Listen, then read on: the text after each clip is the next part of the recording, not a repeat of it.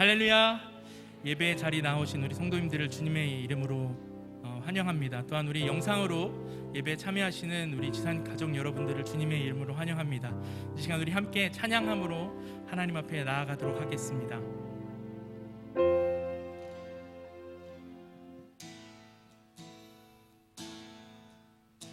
주 예수보다 더 귀한 것은 없네. 이 세상 부귀와 바꿀 수 없네. 영축을 내 대신 돌아가신 그 놀라운 사랑 잊지 못해. 주 예수보다 더 귀한 것은 없네. 이 세상 명예와 바꿀 수 없네. 이전에 즐기던 세상 일도 주 사랑하는 마음 뺏지 못해. 세상 즐거움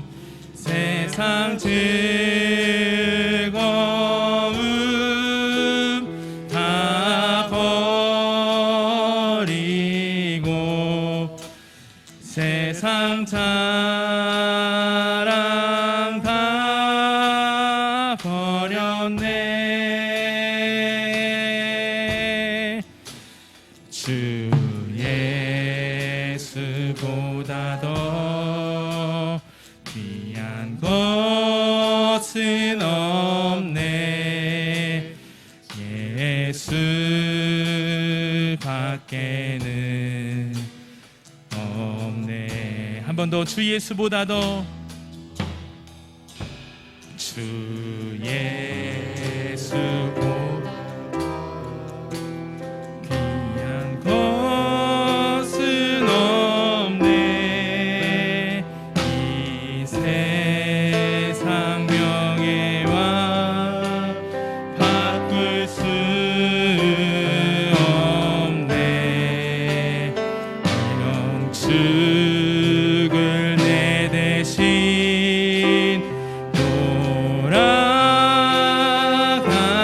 돌아가신 그 놀라운 사랑 잊지 못. 세상 즐거움 다 버리고 세상 자랑 다 버렸네. 주 예수보다 더 귀한 것은 없네. 예수 밖에는 없네. 3절입니다. 주 예수보다 더. 주 예수보다 더 귀한 것은 없네. 이 세상 행복과 바꿀 수 없네. 유혹과 핍박이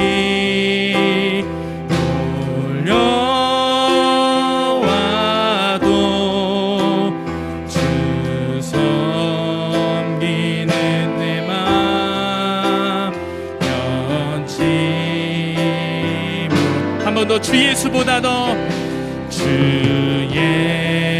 예수보다 더 귀한 것은 없네. 이 세상 행복과 바꿀 수는 없네. 유혹과 핍박이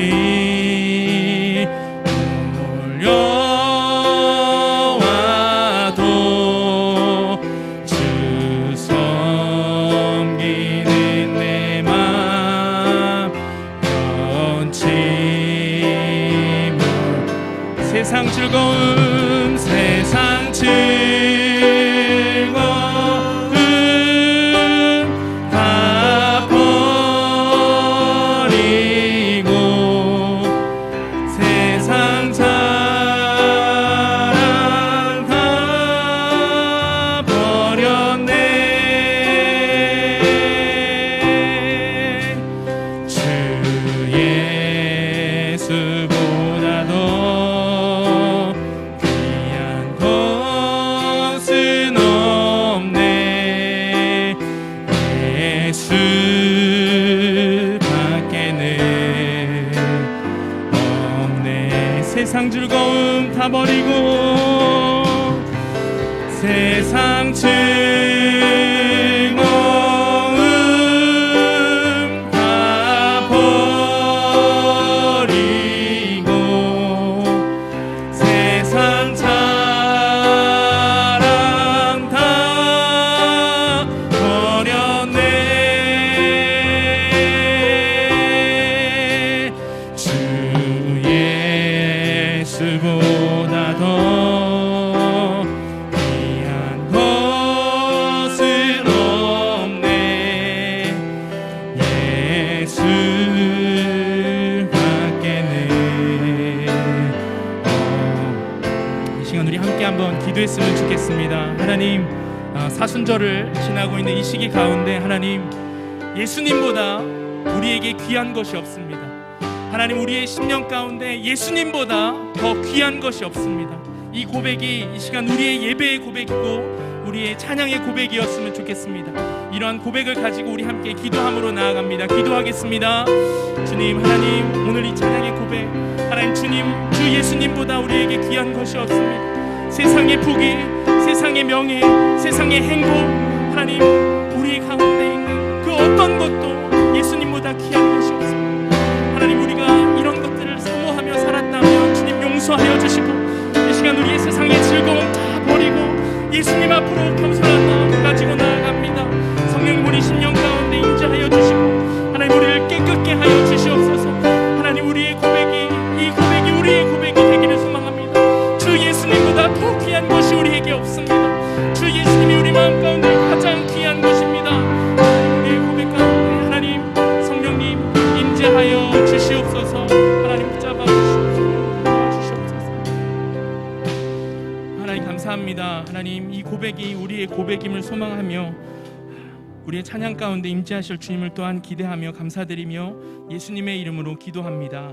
아멘. 우리 이 시간에는 박수하시면서 찬양하도록 하겠습니다.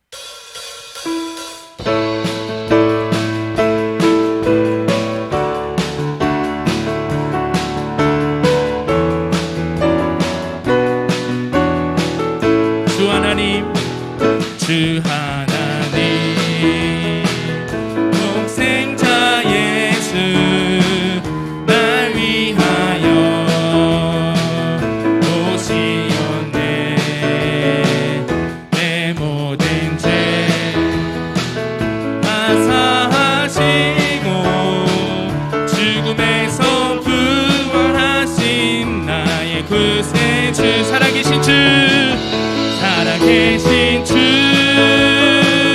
나의 찾는 소망, 걱정 근심 전혀 없네. 사랑의 주 내 갈 길 인도하니 내 모든 삶의 기쁨들 충만 주 안에서 주 안에서 거듭난 생명 도우시는 주의 사랑 참 기쁨과 확신 가지고 예수님의 도우심을 믿으며 살아계신 주 나의 참된 소망 걱정 의심 전혀 없네 사랑의 주 내 갈 길 인도하니 내 모든 삶의 기쁨들 충만 3절입니다. 그 언젠가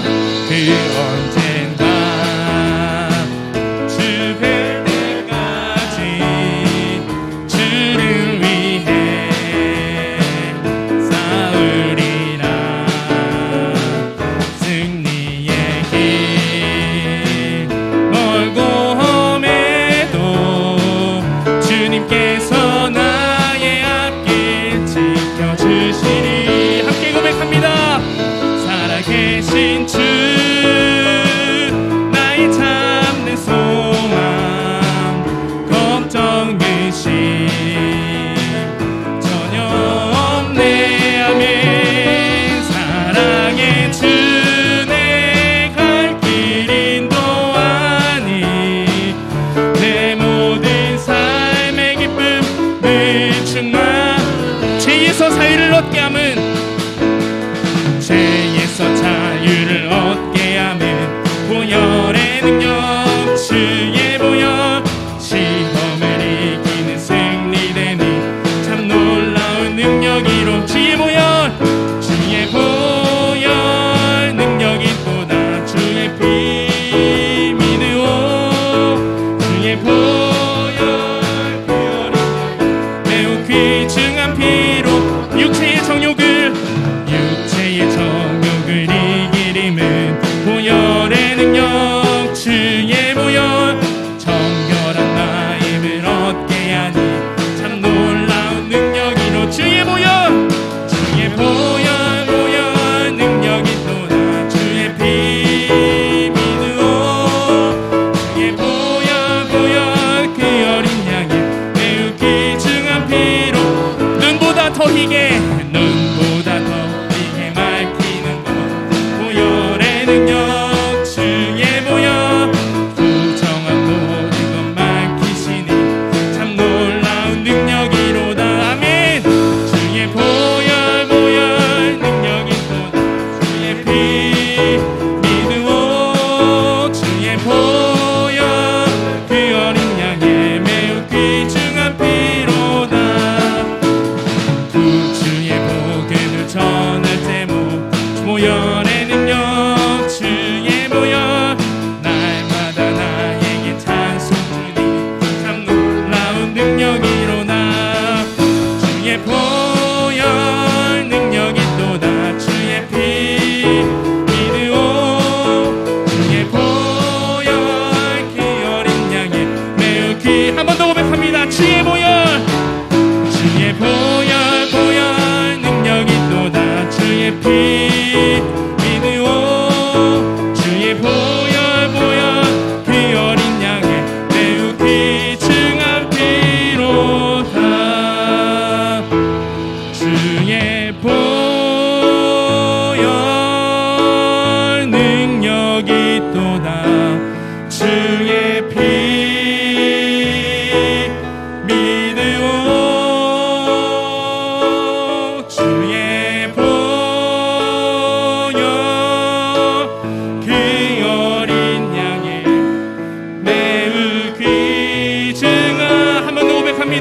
주의 보혈 능력이 또다 주의 보혈 능력이 또다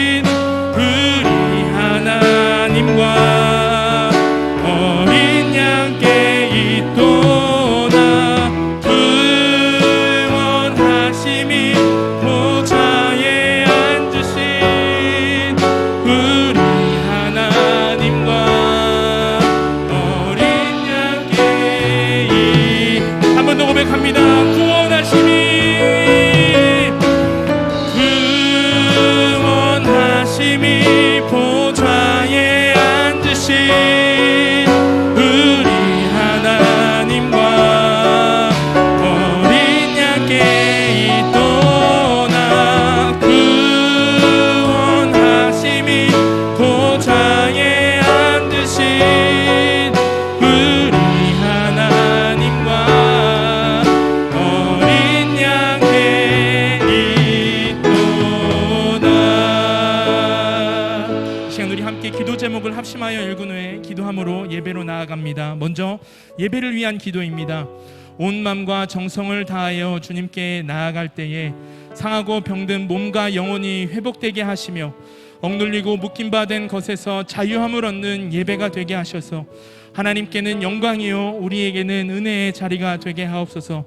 다음은 담임 목사님을 위한 기도입니다.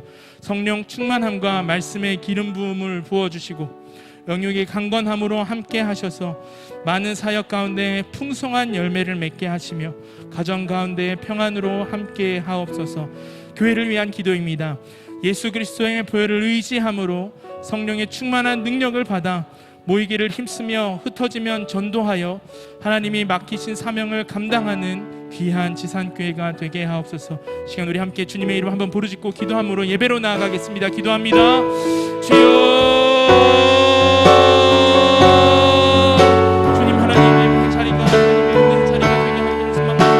하나님의 마음과 정성을 예배하는 가운데 주님 임재하여 주시고 예배 가운데 하나님 만나고 기도하는 시간 되게 하여 주시고 특별히 하나님 예배 가운데 우리 몸과 마음 상한 심령이 회복되는 귀한 역사가 일어나게 하셔서 하나님 예배를 통하여 하나님을 경험하며 하나님 또 예배 가운데 간증의 주인공이 되는 귀한 사랑이 되게 하여 주시옵소서. 특별히 하나님 가운데 실지는 담임 목사님 능력의 장중에 붙들어 주시고 말씀을 선포하실 때 하나님의 말씀이 하나님의 말씀으로 선포되어서 우리 심령 가운데 잘 박힌 것 같이 잘 때에 하나님의 은혜 맺는 귀한 역사가 일어나게 하시고 하나님께서 우리 지상교회에 맡겨주신 사명을 감당하며 나아가는 귀한 역사가 일어나게 하여 주시옵소서. 그냥 왔다 그냥 가는 걸음없이 주님 만나주시고 그 심령을 만져주시기를 소망합니다. 가운데 이제 주님을 기대하며 감사드리는 하나님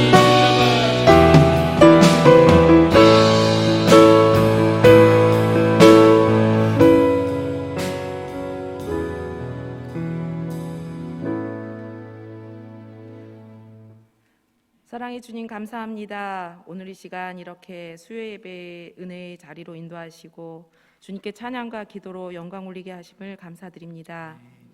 이 시간 찬양을 통해 주님을 높이며 우리의 마음의 위로를 받게 하시고 모든 걸 내려놓고 기도하는 시간을 통해 주님의 음성을 듣게 하시고 주님의 방법으로 해결해 주시는 은혜를 우리 삶 속에서 누리게 하여 주시옵소서. 주님, 코로나19로 인하여 일상의 삶이 무너져 내리고 우리 개인과 공동체가 많은 어려움에 처해 있지만 그 가운데에서도 저희들의 가정과 일터를 보호해 주시고 하나님의 교회를 든든히 지켜주심에 감사드립니다. 이 상황 속에서 우리가 믿어야 할 분은 하나님이시고 우리에게 힘을 주시는 분은 예수님이라는 믿음을 더욱더 견고히 세우게 하여 주시옵소서.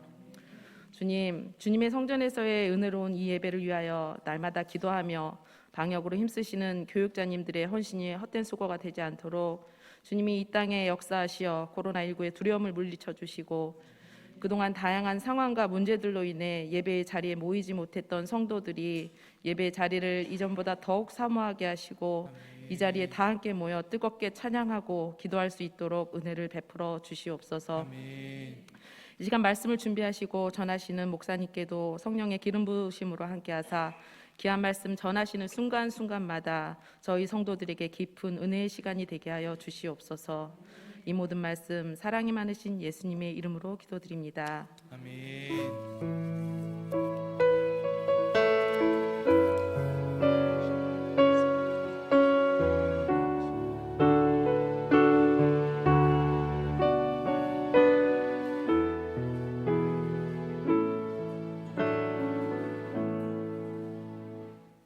우리에게 주시는 하나님의 말씀은 사사기 10장 6절로 18절까지의 말씀입니다. 사사기 10장 6절로 18절까지의 말씀을 우리 함께 합독하도록 하겠습니다.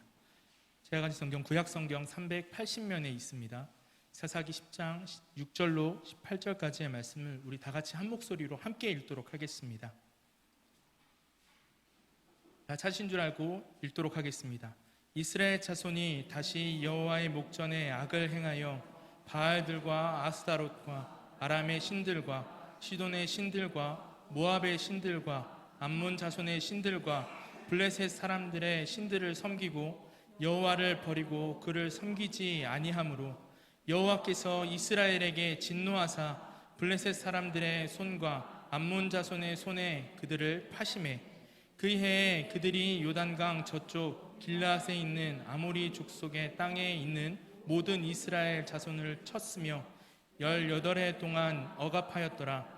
암몬 자손이 또 요단을 건너서 유다와 베냐민과 에브라임 족속과 싸움으로 이스라엘의 곤고가 심하였더라. 이스라엘 자손이 여호와께 부르짖어 이르되 우리가 우리 하나님을 버리고 바알들을 섬김으로 주께 범죄하였나이다 하니 여호와께서 이스라엘 자손에게 이르시되 내가 애굽 사람과 아모리 사람과 암몬 자손과 블레셋 사람에게서 너희를 구원하지 아니하였느냐. 또 시돈 사람과 아멜렉 사람과 마온 사람이 너희를 압제할 때에 너희가 내게 부르짖음으로 내가 너희를 그들의 손에서 구원하였거늘 너희가 나를 버리고 다른 신들을 섬기니 그러므로 내가 다시는 너희를 구원하지 아니하리라. 가서 너희가 택한 신들에게 부르짖어 너희의 환난 때에 그들이 너희를 구원하게 하라 하신지라. 이스라엘 자손이 여호와께 여쭈되 우리가 범죄하였사오니 주께서 보시기에 좋은 대로 우리에게 행하시려니와 오직 주께 구하옵나니 오늘 우리를 건져 내옵소서 하고 자기 가운데에서 이방 신들을 제하여 버리고 여호와를 섬김에 여호와께서 이스라엘의 곤고로 말미암아 마음에 근심하시니라. 그때에 암몬 자손이 모여서 길르앗에 진을 쳤으므로 이스라엘 자손도 모여서 미스바에 진을 치고 길르앗 백성과 방백들이 서로 이르되 누가 먼저 나가서 암몬 자손과 싸움을 시작하랴. 그가 길르앗 모든 주민의 머리가 되리라 하니라. 아멘.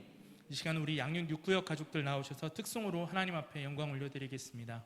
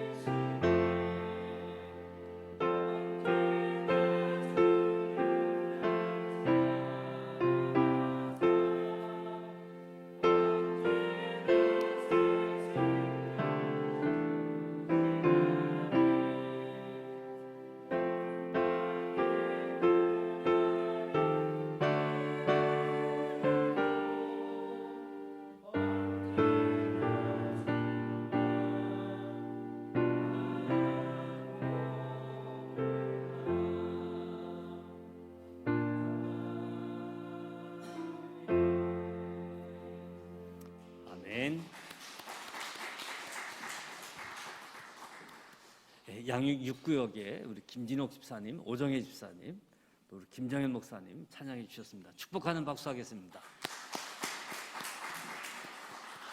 수요 예배 경배 찬양팀을 위해서도 축복하는 박수 하겠습니다. 옆 사람과 인사하겠습니다. 환영합니다. 축복합니다. 오늘 사순절 31일째를 맞이했습니다. 이제 열흘만 지나면 부활절을 맞이하게 되어집니다. 무엇보다도 고난 주간을 맞이하면서 주님의 고난도 묵상하고 예수님의 행적, 예수님의 말씀을 묵상하는 절기를 통해서 또 한편으로는 우리의 사명, 코로나19이지만 잊혀지고 있는 전도의 사명, 그래서 우리들이 예배 현장에 나올 뿐만 아니라 또 믿지 않는 사람들 함께 부활절 하나님 앞에서 예배할 수 있도록 적극적으로 영상 예배 드리시는 분들도 이번 주일만큼은 하나님 앞에 나와서 예배 드릴 수 있도록 그렇게 기도로 준비하시고 현장에 나와서 예배 드릴 수 있도록 그렇게 안내해 주시고, 너무 많이 나올 것 같아서 저희가 사전에 또 안내할 수 있는 부분도 있겠지만 지금까지 나오고 계시지 못하신 분들 특별히 기회를 삼고 전환점을 좀 삼을 수 있는 시간이 되어졌으면 좋겠습니다. 계속해서 사사기 말씀을 살펴보는데 남쪽 지역에서 하나님의 일꾼이었던 운니엘 사사, 북쪽 지역에서 하나님이 쓰셨던 드보라 사사, 중부 지역에서 하나님이 쓰셨던 기드온 사사를 살펴보고, 지난 시간 중부 지역의 마지막 사사 돌라, 그리고 이어서 요단강 동쪽 지역에 해당되어지는 곳에 이제 야일 사사를 살펴보고, 동쪽 지역에 활동했던 입다 사사를 통해서 하나님의 역사하심, 또 이스라엘의 형편들을 살펴보게 되어지는데요. 우리가 지난주 살펴본 내용에 보면 돌라와 야일, 아주 평범한 사람이었습니다. 43년 동안 사사로서의 역할을 감당했는데 정말 짤막하게 그들을 서기하고 어떻게 보면 그냥 지나가듯 한 모습을 보죠. 성경을 보면 정말 유명한 사람들이 참 많은데 유명한 사람이 반드시 훌륭한 사람은 아니구나. 특별히 돌라와 야일을 통해서 평범하지만 잘 알려지지 않았지만 아주 하나님 앞에 훌륭한 사람이 참 많다라고 하는 것을 일깨워 주는 거지요. 아무 문제 없이 자기에게 주어진 역할들을 잘 감당했던 사람, 돌라와 야일을 통해서 23년, 22년, 43년을 사사로서 역할을 했는데 두 사람 소개를 딱 5절로 소개했잖아요. 이런 의미에 있어서 유명하지 않아도 정말 하나님 앞에 이대한 사람, 훌륭한 사람이 있다라고 하는 것도 우리가 잊지 않아야 되겠다. 왜냐하면 12명의 사사가 소개되어지지만 돌라 야일을 기억하는 분들은 많지 않을 거예요. 유명한 사람들의 이야기는 많이 들었지만, 그래서 실상 유명하지 않아도 하나님께 정말 중요한 사람, 그리고 백성들에게 참된 평화를 안내해 주었던 사람들을 보게 되어집니다. 이스라엘 백성들, 특별히 43년 동안 평화가 주어졌는데 이 평화의 시기를 어떻게 하느냐가 참 중요하다. 박해의 시기에는 핍박을 받는 때에 진리를 지키고 진리를 사수하기에 목숨을 건 모습도 있지만, 평화의 시기에는 우리가 전도의 사명, 선한 일을 행하고, 그래서 신앙적으로 성장의 기회를 삼아야 되는데 이 야일과 돌라의 43년의 통치 기간, 그 평화의 기간에 성장의 기회를 갖지 못했다라고 하는 아쉬움을 갖게 되어지는 거지요. 저들이 43년 동안 다스리고 저들이 떠나자마자 곧바로 타락한 모습은 우리가 평화의 시기에 어떻게 준비하느냐가 참 소중함을 일깨워주고 있습니다. 그래서 1절, 5절에서 우리가 살펴보았던 돌라와 야일, 이스라엘 평화가 지속되어졌지만 오늘 6절에 야일이 죽고 장사된 후 이스라엘이 다시 한번 범죄의 악순환이 되풀이되고 있음을 보게 되어지는 거지요. 두 사사가 다스린 동안 지속된 평화는 45년, 짧으면 짧고 또 길면 길다라고 이야기할 수 있는데, 사사 활동을 보게 되어지면 시간이 흘러가면 흘러갈수록 평화의 시간이 점점점 짧아지는 모습들을 보게 되어지죠. 그만큼 이스라엘 백성들이 점점 타락했고 하나님 말씀을 저버렸고 하나님을 떠난 결과의 모습이라고 할 수 있는데, 두 사사가 다스린 동안 지속된 평화는 45년에 불과했다. 우리가 사사기를 읽으면서 알 수 있는 것은 하나님이 보내신 사사가 다스린 동안 얼마 동안 아주 제한적으로 이스라엘의 평화가 있었다는 거지요. 운니엘 사사, 남쪽 지역을 다스렸던 운니엘 사사가 다스리는 40년 동안 이스라엘의 태평이 있었고, 에웃이 활동했던 80년 동안 태평했다. 북쪽 드보라가 활동했던 시대에도 40년 태평했다. 중부 지역에 기드온이 생존하면서 사사로 활동했던 40년 동안 태평했다. 평화가 주어졌다. 그래서 사사들이 활동하는 시기에 이스라엘의 평화가 있었지만 그 평화가 지속되지 않았다는 거지요. 평화가 잠시 지속된 후 다시 혼란의 소용돌이 속에 빠져 들어갔던 모습들이 이스라엘 역사다라고 이야기할 수 있겠지요. 우리는 어떤 지도자가 다스리는가 매우 중요하죠. 지도자. 그러나 어떤 지도자가 다스리느냐에 따라서 공동체의 평화가 임하기도 하고 그 공동체의 분열, 혼란이 임하기도 한데, 아무리 훌륭한 지도자라고 할지라도 인간의 모든 문제는 해결할 수 없다. 아무리 훌륭한 지도자도 평화를 계속해서 지속시킬 수는 없다. 왜냐하면 지도자 자신도 연약함과 재성을 소유한 사람이기 때문에. 그래서 지도자는 하나님이 보내심을 받아 잠시 평화의 도구로 쓰임받았던 모습을 보게 되어지는 거지요. 사사뿐만 아니라 세계 역사 속에서도 팍스 로마, 모든 평화는 로마로부터, 그리고 세계대전이 끝난 뒤에는 팍스 아메리카, 세계 경찰 국가 역할을 했던 미국의 모습을 보게 되어지는 거지요. 중요한 것은 참된 평화라는 건 없다는 겁니다. 지금도 세계 곳곳에서 끊임없는 국지전이 벌어지고 있고, 개인과 국가 또 인종 사이에 대립과 갈등이 그칠 날이 없다는 거지요. 참된 평화는 인간이 만들어낼 수 있는 것이 아니다. 참된 평화는 하나님만이 주실 수 있는 것이다 하는 것을 우리가 교훈을 얻어야지 되겠습니다.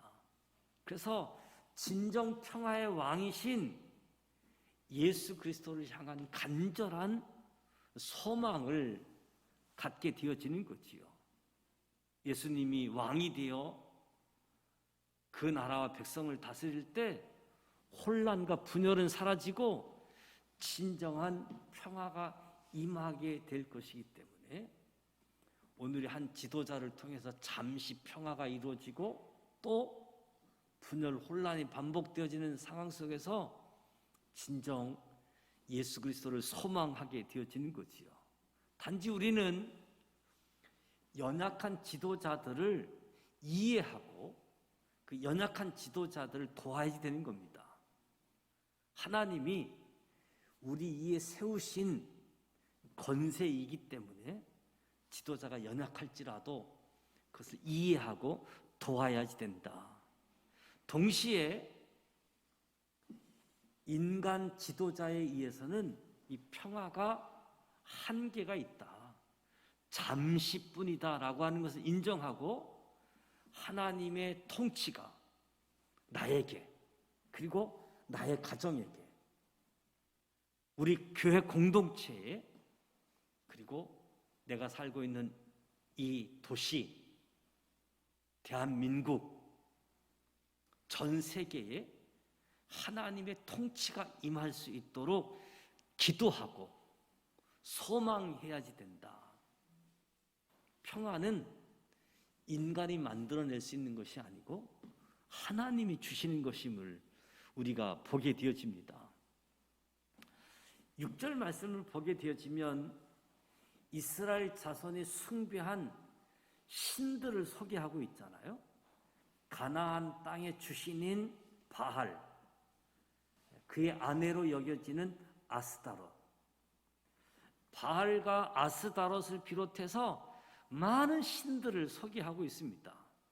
아랍의 신들, 시돈의 신들, 모압의 신들, 암몬의 신들, 블레셋의 신들, 여러 신들을 소개하고 있는데 여기서 각 민족의 신이 복수로 소개되고 있는 것을 볼 때 이스라엘 백성들이 섬긴 신의 종류는 엄청나다 하는 것을 여겨지게 되어지는 거지요.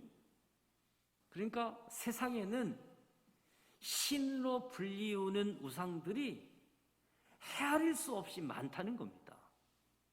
오늘날도 마찬가지지요. 이름만 다를 뿐 사람들이 섬기는 우상을 보면 상상을 초월할 정도로 섬기는 대상이 많다는 거지요. 민족마다 섬기는 우상이 있는가 하면 각 지역, 각 지방마다 섬기는 독특한 우상들이 있습니다.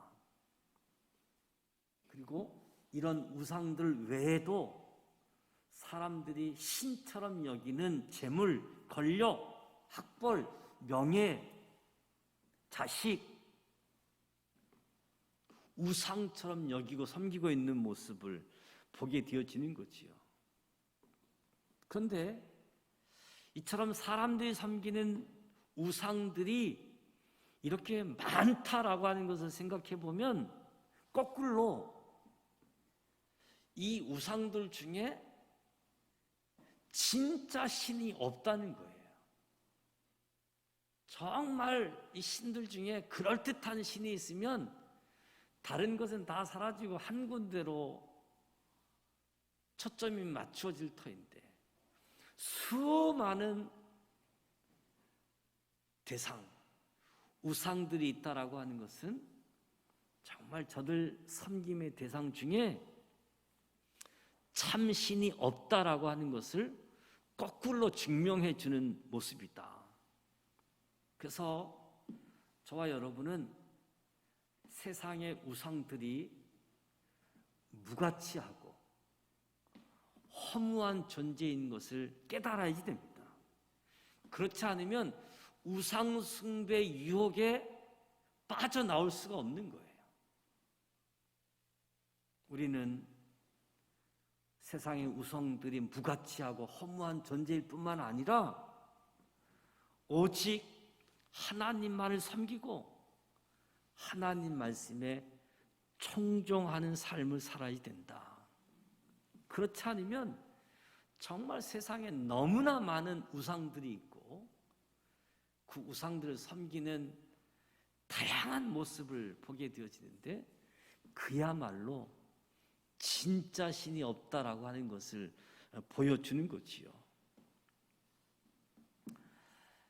9절 말씀에 보면 암몬 자손들이 유다와 베냐민, 에브라임 족속을 쳤다. 그래서 이스라엘 백성의 곤고가 심했다라고 기록하고 있습니다. 하나님의 백성 이스라엘이 왜 이렇게 심한 곤고를 겪어야지만 되는가? 그 이유는 이스라엘 백성들이 이방의 신들을 섬기느라고 하나님을 버리고 하나님을 섬기지 않았기 때문에 곤고함이 주어졌다는 거지요.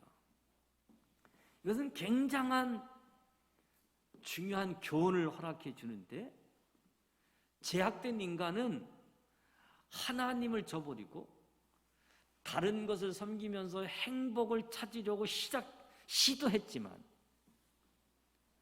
그 결과는 정말 행복을 찾은 것이 아니라 심한 곤고함이었다.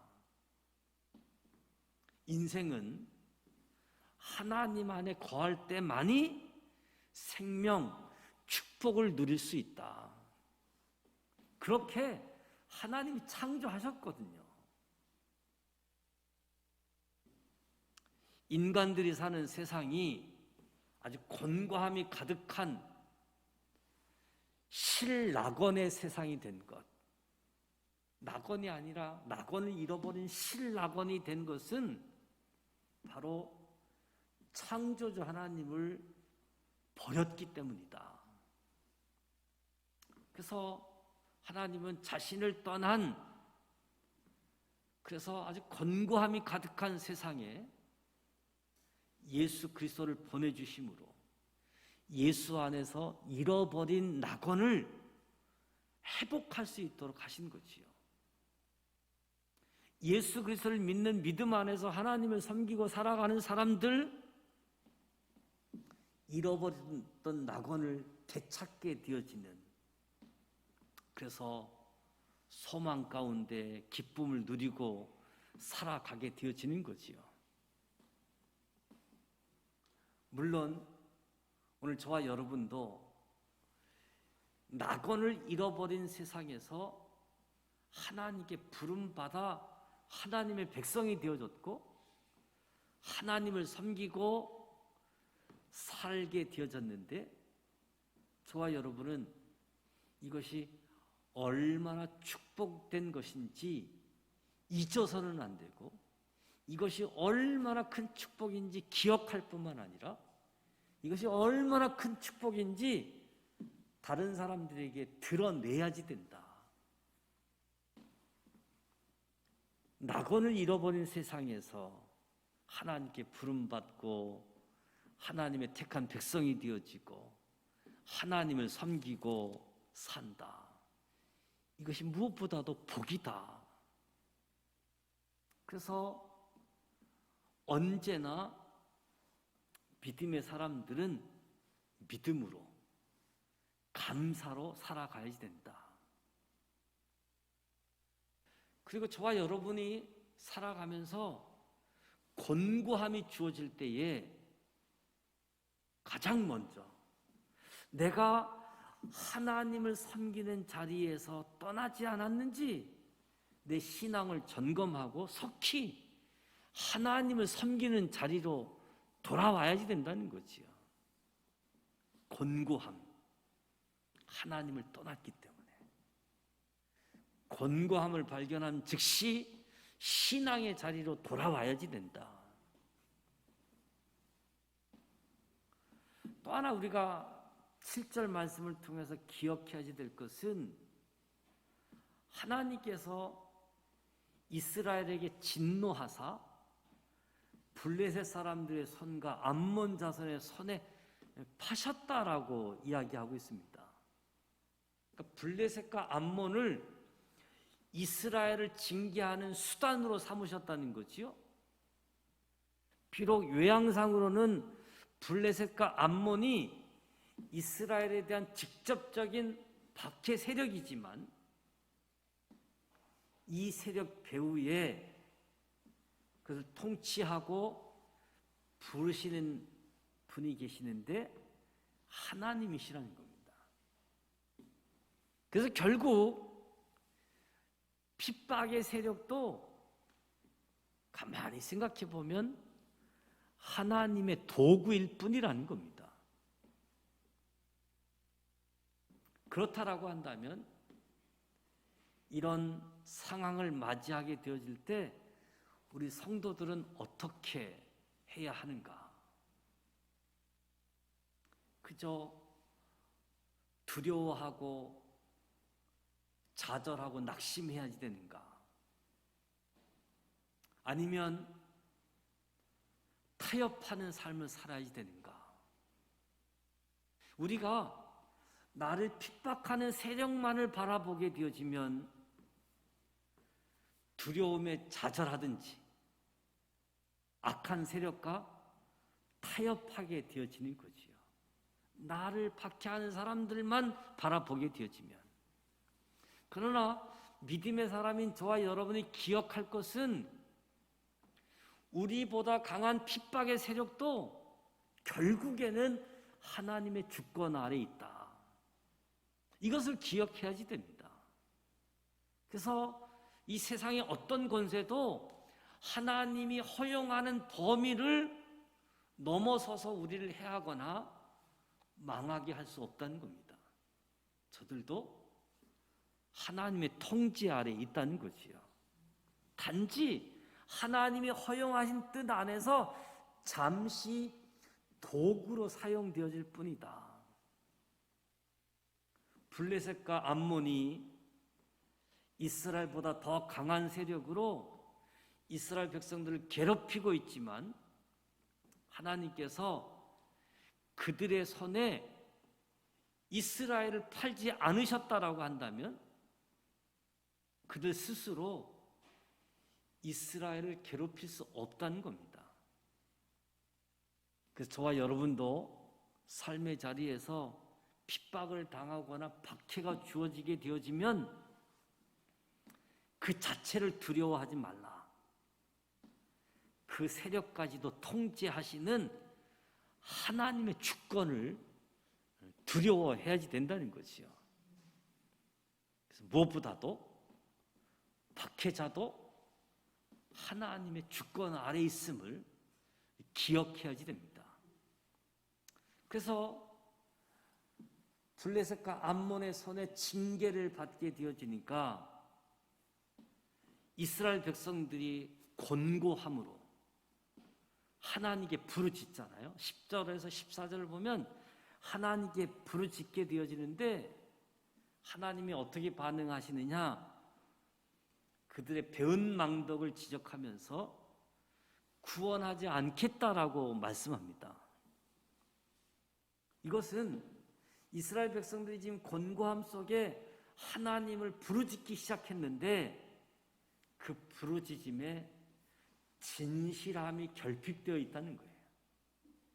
진실함이 결핍되어 있다 보니까 하나님께 부르짖는데 하나님이 듣고 계시는데 하나님이 구원하지 않겠다라고 말씀하는 거지요. 하나님의 책망은 이스라엘 백성들의 회개의 진실성을 유발시켰습니다. 16절에 보면 하나님의 백성이 자기 가운데서 이방 신들을 제하여 버리고 여호와를 섬겼다라고 이야기합니다. 진실성의 회개에 대해서 책망하니까 그때서 진정한 회개가 나타나기 시작했다라고 하는 거지요. 중요한 것은 진정한 회개야말로 하나님의 마음을 움직이는 겁니다. 하나님의 마음을 움직이는 것. 진실된 진정한 마음으로 하나님 앞에 나아가게 되어지면 하나님의 마음이 움직여진다. 하나님께서 이스라엘 백성의 곤고함을 인하여 마음에 근심하시고 이제 입다를 사사로 세워서 이스라엘 백성을 구원하시게 되어지는 거지요.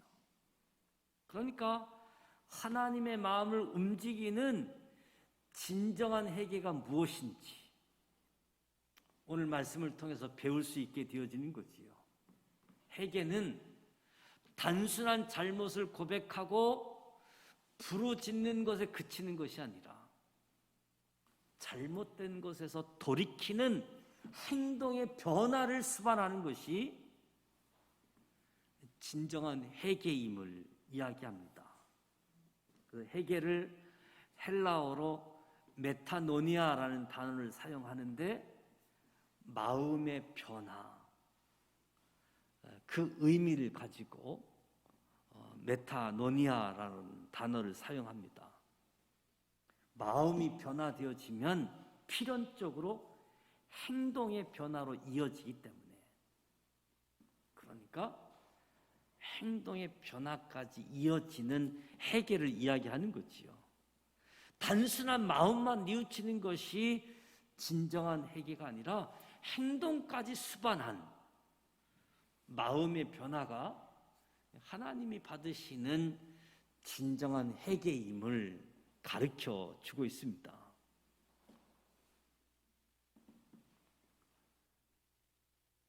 이스라엘 백성들이 자기 안에서 이방 신들을 제하여 버리고 다시 하나님을 섬긴 것처럼 우리가 버려야 할 욕심들, 악한 습관들, 숨은 제약들, 믿음의 사람들은 버리셔야 됩니다. 버려야 할 것을 버리고 떠나야 할 것을 떠나고 죄에서 떠나는 삶이 회개의 소극적인 측면이라고 한다면, 적극적인 면에 있어서 참된 회개는 순종, 열정으로 하나님을 섬기는 것으로 나타나는 거지요. 저와 여러분이 소극적인 측면의 삶의 회개가 아니라 적극적인 측면에서 참된 회개, 그래서 말씀에 순종하고 열정으로 하나님을 섬기는 저와 여러분이 되시길 축복합니다. 우리가 역사를 배우는 이유가 있다라고 한다면 과거의 역사를 통해서 지혜와 교훈을 얻을 수 있다는 거지요. 과거의 경험에 대한 기억은 단순한 기억의 차원에서 머무는 것이 아니라 그 경험을 통해 오늘을 살아가는 지혜를 얻을 수 있도록 해주기 때문에 역사를 통해서 지혜와 교훈을 얻게 되어지는 거지요. 신앙의 원리도 똑같습니다. 과거의 구원의 사건을 기억하면 그 기억이 오늘의 교훈이 되어지고 또 어려울 때에 힘이 되어집니다. 어려울 때 구원하셨던 하나님을 기억한다는 것, 과거에 구원하셨던 하나님께 대한 감사와 신뢰 가운데 살아가는 것을 이야기하는 거지요. 그래서 무엇보다도 신앙생활 하면서 구원의 은혜를 간직하고 있는 사람들은 절망하지 않습니다.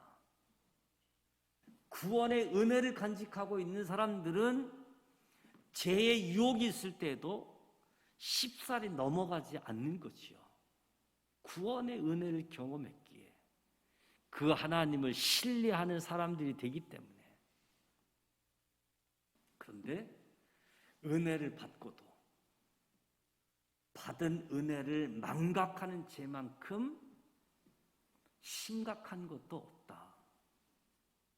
은혜를 망각하게 되어지면 하나님을 알되 하나님으로 영화롭게 하지도 아니하고 감사치도 아니하는 죄이기 때문에 은혜를 받고도 받은 은혜를 망각하는 것, 이것보다 심각한 것이 없다.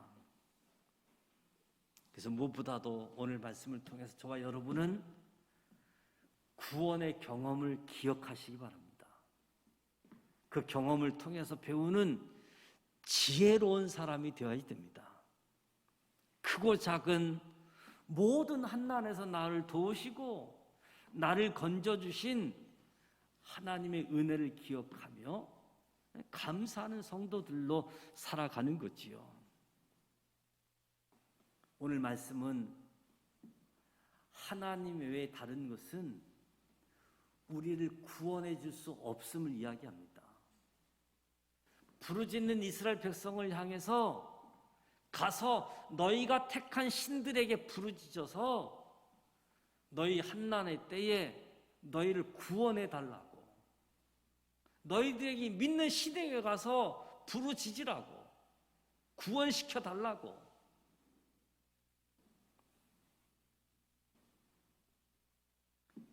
이스라엘 백성들이 하나님 대신 섬겼던 신들에게 구원을 요청해 보라는 거지요.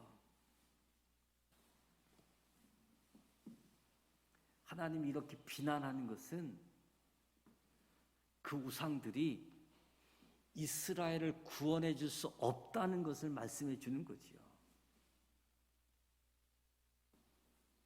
이 말씀은 저와 여러분이 하나님 외에 의지하고 섬기는 그 무엇도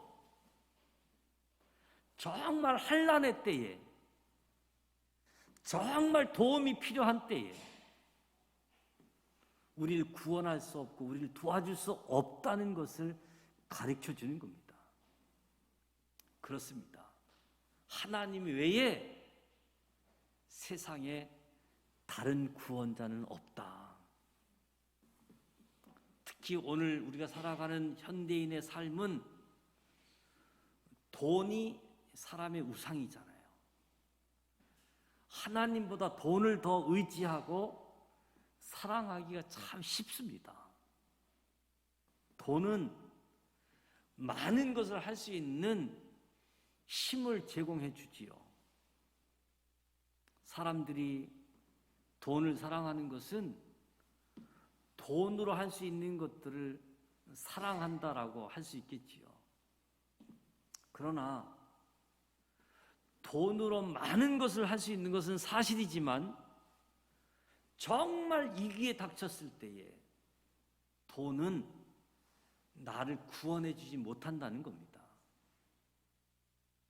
우리가 사람들을 의지하게 되어지기도 하는데 정말 내가 위기에 빠지면 아무 도움이 되지 못한다는 것 종종 경험할 수 있을 겁니다.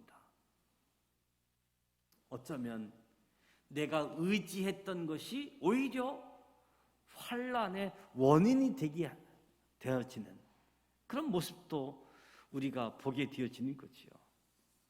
이스라엘 백성들이 하나님 대신 섬겼던 이방 신들이 오히려 저들에게 환난의 원인이 되었던 모습이지요.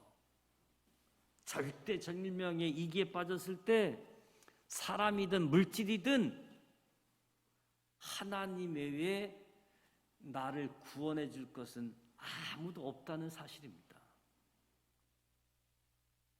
환난의 때 유일하게 우리를 구원해 줄 수 있는 하나님께만 소망의 닻을 내리고 살아갈 수 있는 우리 모두가 되시기를 축복합니다. 하나님은 회개하는 사람을 외면하지 못하신다. 이방신들을 제하여 버리고 여호와를 섬기면서 이스라엘의 권고로 인하여 하나님이 마음에 근심하셨다라고 이야기합니다. 근심했다라고 하는 것은 견디지 못했다라고 하는 것과 같은 표현이라고 할 수 있습니다. 마음에 근심했다. 하나님의 긍휼히 여기심을 표현하는 겁니다. 이처럼 하나님은 우리가 진실하게 회개하면 우리의 권고를 보시고 방관하지 아니하신다. 방관하지 못할 정도로 긍휼과 자비하심이 많으신 분이라는 거지요. 우리를 비록 징계할지라도 그 징계는 나를 미워서가 아니라 나를 죄에서 돌이키게 하시기 위해서 징계하는, 오히려 사랑으로 징계하신다는 거죠. 그래서 하나님의 징계를 받을 때 낙심할 필요가 없다. 징계하시면 나를 바르게 인도하시려고 하는 하나님의 사랑의 손길임을 알고 진실로 회개하고 하나님께 나아가면 되는 겁니다. 진실되게 회개하는 자를 하나님이 외면하지 않는다는 거예요. 하나님의 사랑으로 용납하신다는 겁니다. 오늘 문제는 회개하지 않는 거가 문제지요. 구원의 은혜를 망각하고 하나님을 저버리는 것이 곤고한 삶을 살아가는 원인이다. 오늘 말씀을 통해서 지금까지 우리를 구원하셨던 하나님께서 끝까지 나의 삶을 도우시고 인도하여 주실 것이다. 이 믿음을 가지고 살아가는 저와 여러분이 되시고, 그래서 하나님만이 참된 평화를 줄 수 있다는 겁니다. 그렇지 않는 것은 잠시 진정한 평화, 참된 평화는 하나님께서 주신다. 이 사실을 기억하고 하나님께로부터 주어지는 평강이 우리 모두에게 주어지시기를 주님의 이름으로 축복합니다. 찬송가 327장 주님 주실 화평 하나님께 찬송하도록 하겠습니다. 327장 주님 주실 화평.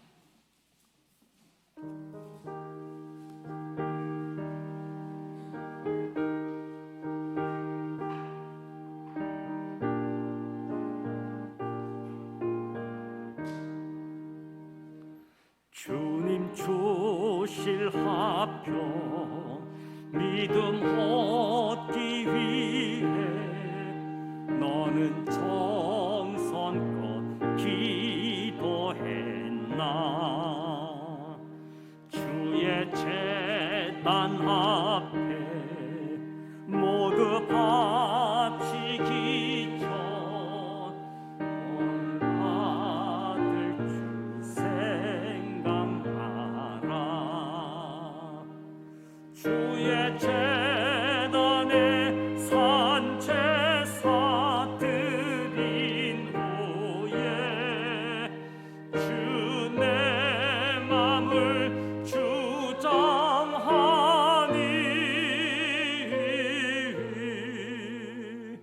주의 뜻을 따라 그와 동행하면 영생 복락을 누리겠네. 주의 밝은 빛에 항상 활동하며 선한 사업을 힘쓰겠나. 자유 얻으려면 주의 뜻을 따라 너의 모든 것 희생하랴. 주의 제단에 산제사 드린 후에 주 내 맘을 주장하니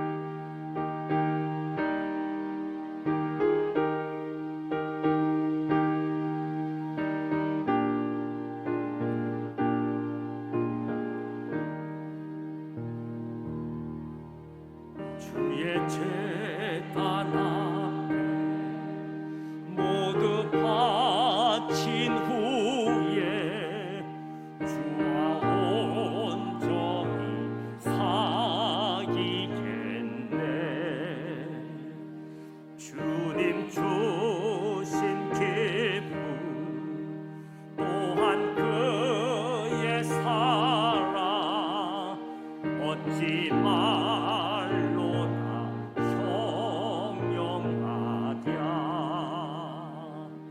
주의 재단에 산제사 드린 후에 주 내 맘을 주장하니 주의 뜻을 따라 그와 동행하며 영생 복락을 누리겠네. 사사기를 통해서 계속해서 악순환의 반복들을 보게 되어지는데, 그 이유는 타락했고 하나님 말씀을 저버렸고 하나님을 떠난 결과이다. 그래서 무엇보다 참된 평안은 하나님께로부터 오기 때문에 하나님을 찾고, 진정한 회개는 하나님이 외면하지 아니하시고 하나님의 긍휼하심, 자비가 풍성하신 분이기 때문에 하나님께서 다시 구원, 다시 도움의 손길들 주신다. 그래서 어떤 어려움들이 주어질 때 낙심할 것이 아니라 나를 사랑하시고 나를 바른 길로 인도하시고 참 평화를 주시기 위한 것이다. 그래서 오히려 주님 앞에 감사하고 주님께 영광 올려드리는 삶이 펼쳐지길 축복합니다. 이제 사순절 31일 보내고 내일 32일째가 되어지고, 이제 월요일부터 고난주간 특별 새벽 기도회 진행하려고 합니다. 예수님의 행적과 강화에 대해서 주제를 가지고 말씀을 묵상하려고 하는데요. 그래서 이번 주 또 세례 입회 예식 예정되어져 있고, 또 우리가 주님이 이 땅에 찾아오신 이유를 우리가 알고 전도하고 구원하는 이 일들, 또 현장에 나와서 하나님 앞에 예배하는 이 일에 함께 하실 수 있도록 기도해 주시기 바랍니다. 주기도문 하시고 기도하시다가 돌아가길 원합니다.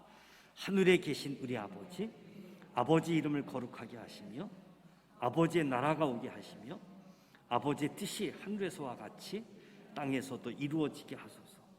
오늘 우리에게 이러할 양식을 주시고 우리가 우리에게 잘못한 사람을 용서하여 준 것 같이 우리 죄를 용서하여 주시고 우리를 시험에 빠지지 않게 하시고 악에서 구하소서. 나라와 권능과 영광이 영원히 아버지의 것입니다. 아멘. 살아계셔서 역사하시는 전능하신 하나님, 오늘도 하나님께서 통치하시고 우리를 선한 길로 인도하여 주시니 감사를 드립니다. 주님, 사사시대의 삶을 통해서 늘 악순환의 모습을 보게 되었습니다. 진정한 참된 평안은 인간에 의해서 주어지는 것이 아님을 봅니다. 오직 하나님으로부터 참된 평화가 주어지기에 주님, 훌륭한 지도자를 통해서 역사하시지만 연약함과 죄성을 지니기에 참된 평화가 한계가 있고 유한성이 있음을 보게 되어집니다. 그때마다 우리의 왕 되신 주님이 오셔서 주님이 통치하실 때만이 참된 평화가 임함을 보게 되어집니다.